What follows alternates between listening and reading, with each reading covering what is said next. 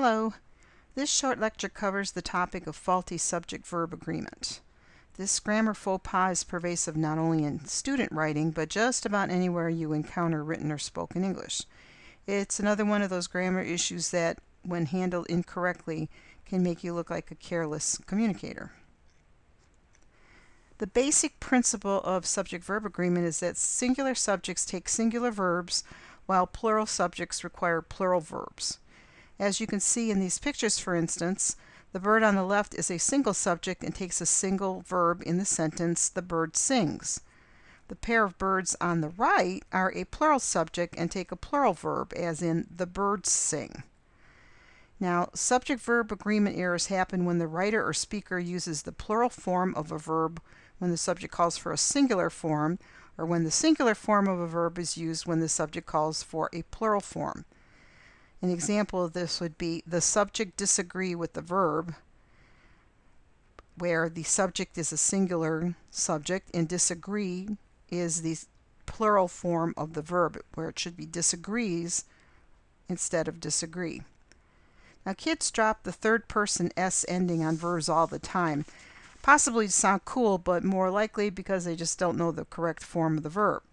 For example, saying everybody in my family likes sports is a good example of a sentence that you might hear where someone has dropped the S on the verb. And that, of course, is a faulty subject-verb agreement situation. Songwriters often use faulty subject-verb agreement when they're writing lyrics. Now, I would have to think in a lot of cases it's deliberate, either to fit the words to the melody or whatever. But it is still a grammatical error. Now, to some extent, though, that's not frowned upon as much as, say, the average person making this grammatical error, because there's a certain amount of creative license allowed in songwriting. But make no mistake, it is a grammatical error. So here's an example of that particular error in a song by Kanye West, where the lyrics say, she got a light-skinned friend, look like Michael Jackson, got a dark-skinned friend, look like Michael Jackson. Obviously, the two words that are in red type are where the grammatical error occurs. You've got a singular subject, friend. Well, actually, the subject is Michael Jackson. And the verb should be looks instead of look. And, of course, there's another error in that particular sentence as well. The word skin should be skinned. But once again, it would read and sound differently if it was grammatically correct. So I would have to think that it's deliberate that that was left off. And here's yet another example for you from Childish Gambino's song, It Feels Like Summer. The lyrics read, you can feel it in the streets, or on a day like this, the heat, it feel like summer. Now, what's really interesting about this particular one is the title, It Feels Like Summer, is grammatically correct. There's an S on the verb feel, but it's left off in the lyrics. Now, once again, that's probably done deliberately. No way of telling unless you want to ask Gambino yourself. But the fact is, one is correct, one is not. Now, here's one it is correct, and it looks a little much off on the surface like it's not, but it is. This is from an Ed Sheeran song, I'm in love with the shape of you. We push and pull like a magnet do. That do sounds wrong, doesn't it? But if you take out the words in the middle, the push and pull like a magnet, and just leave we do, now you know that it is actually correct. And that is the way that you want to test something to see if it reads correctly. You're going to actually remove some of the words in between the verb in this case and the subject.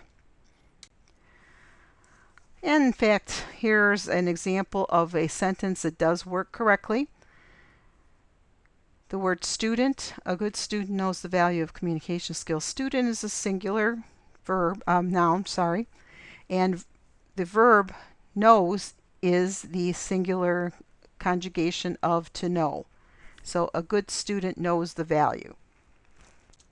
Now, here's one way to tell whether something is correct or not. Normally, when there is no S ending on a noun, it's usually a singular noun. So student does not have an S ending, so it's probably singular. And yes, it is actually. Of course, you know that. On the other hand, if you have an S ending on a verb, that will usually indicate that the verb is singular. So student knows is correct. Now just to throw a monkey wrench in here, if you were to say you know, now you is a singular, right? Singular subject.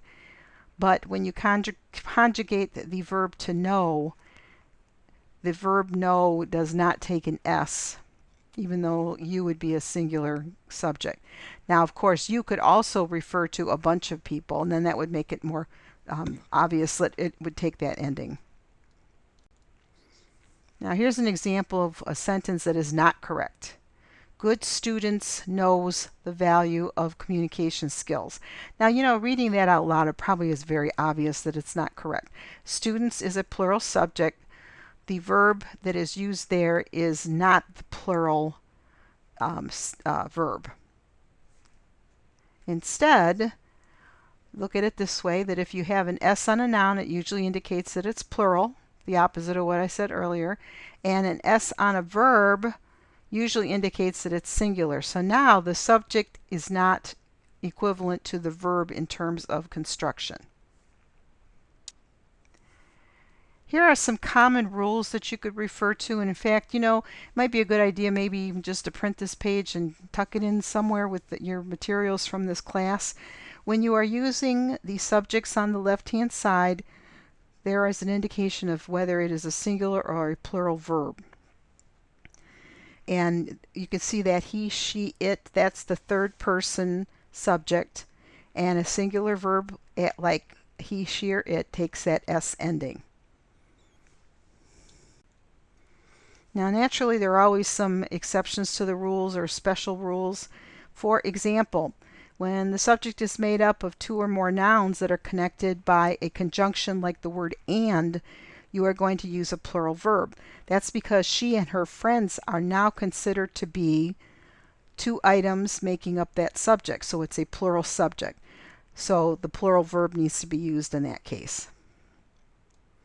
On the other hand, if you use a conjunction like or, you're going to use a singular verb because you're looking at book or pen.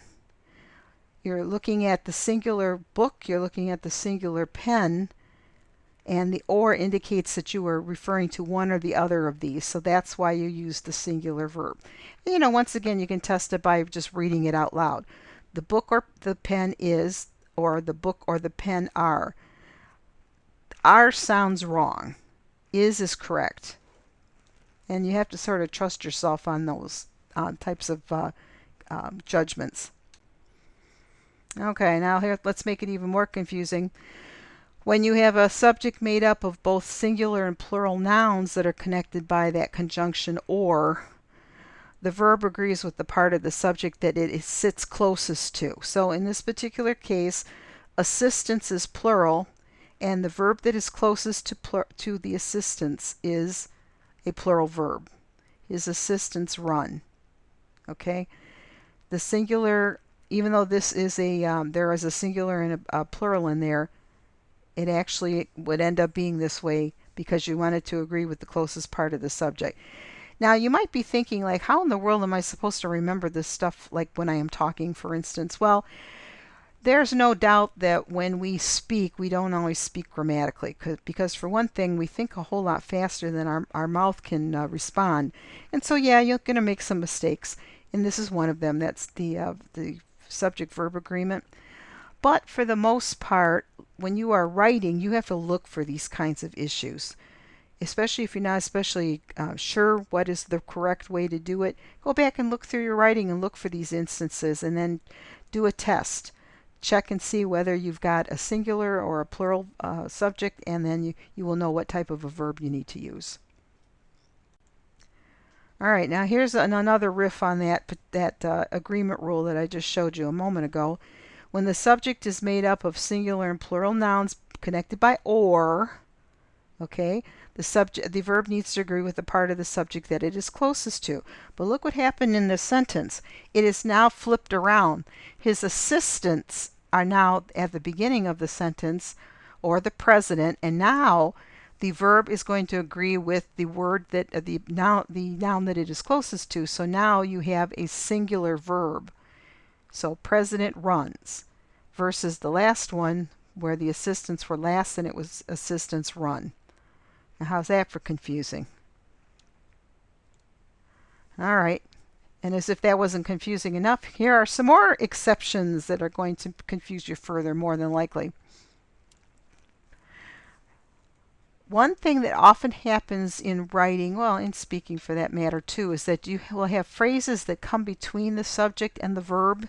And when that happens, you have to be very careful about what you are using in terms of the verb to go with that subject.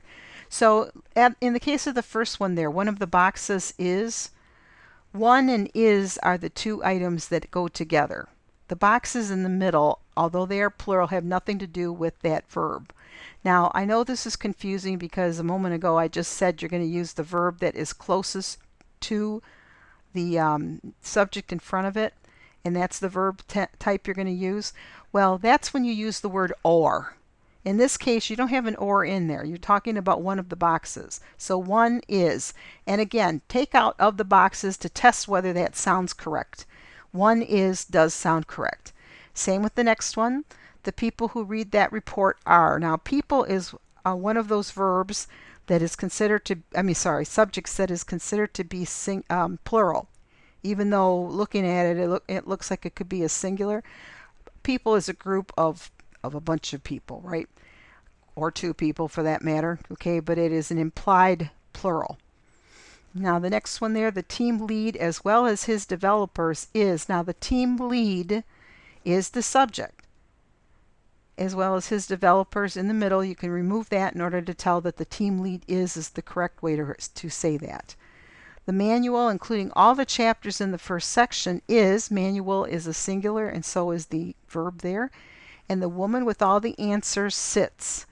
Now, once again, it does throw you off looking at the fact that the word answers is plural, but it does not justify changing the verb to plural. Rather, woman and sits are both singular. Now, here are some subjects that are always singular, and so they require a singular verb. Each and each one, neither, either, neither. Everyone, anyone, someone, no one, everybody, anybody, nobody. Now, here's the way to look at that. Because you think, well, everyone, isn't that a plural? And the reason is, look at the end of the word. There's one in there. Okay? Everyone, anyone, someone. That's a singular. Same with everybody, not bodies. Everybody, anybody, nobody. Okay? And then you just have to trust on the other ones. Either or neither, and in each and each one. Now, each one clearly is a singular. Each is an implied singular. So those are always going to take a singular verb. Here are some other nouns that are always considered singular, even though they do have an S on the end, and they are going to require a singular verb. So civics, mathematics, dollars, and news. And there are others, of course. Now here's some nouns that are almost always singular, and talk about confusing, right? When collective nouns refer to more than one person, they're usually treated as a single unit, like group or team. Committee, the committee is meeting over the weekend. The class is in session tonight. Our family is very happy to be here. Another one would be Army or Navy or any of the military branches. That would always be considered a singular noun. Then you have the words that are always plural. For instance, because they're made of two parts, they're considered to be plural. Scissors and tweezers, trousers, pants, shears, just to name a few. Now here's a situation that you probably never even considered, and that is the fact that the word there is never the subject. The subject, when you use the word there in a sentence, generally follows the verb, as in there are many questions. Questions is plural, so you have a plural verb. By the same token, if you have the singular one, there is a question, singular verb, singular subject. Which means then if you were checking your work to see if you have this done correctly, you have to pretty much just overlook the word there and look for the question, or not the question, but you look for the subject at the end of that sentence. And the same thing holds true when you use the word here. Here are your keys. Here is your keys doesn't even sound right. So keys is plural, so use the plural verb are. Finally, here's the version that uses a singular subject, which is key. You overlook the word here entirely to look for the subject at the end. So the sentence correctly reads, here is your key. Now, I understand that this may not come naturally to you because you don't spend a lot of time possibly examining your work that closely. But as I mentioned, this is something that you do have to look for when you are writing and evaluating what you have written. It's really not that difficult once you know some of these rules that are in this presentation, and for that reason I really recommend that you print the handout and keep it with your materials from the class. I'm certain that you will refer to it again in the future.